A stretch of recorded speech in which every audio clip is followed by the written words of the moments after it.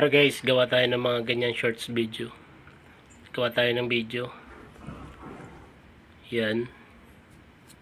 Para dadamputin tayo.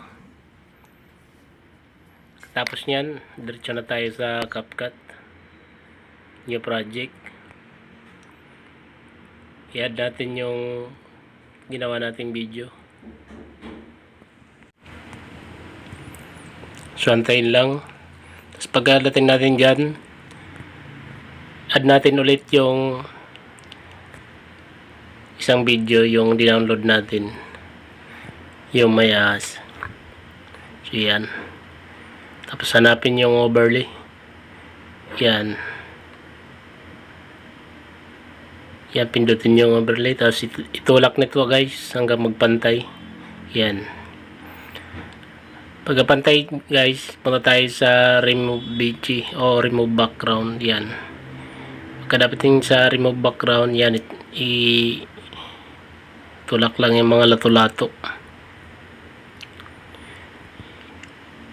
So yan, ipantay lang doon sa harapan ng tao.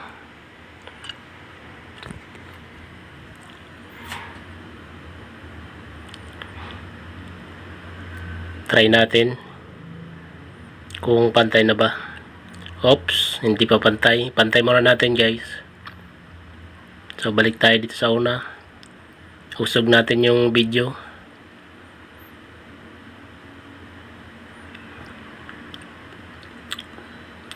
Yan. Tingnan natin kung pantay na ba. Yun, pwede na. Ganyan lang kabilis. So pagkatapos natin guys, putulin lang natin yung mga excess. Yan. Tapos export. Pwede na yan. Malupit na yan na pang reels, pang TikTok. Yan, panoorin natin guys ang resulta ng ating ginawa.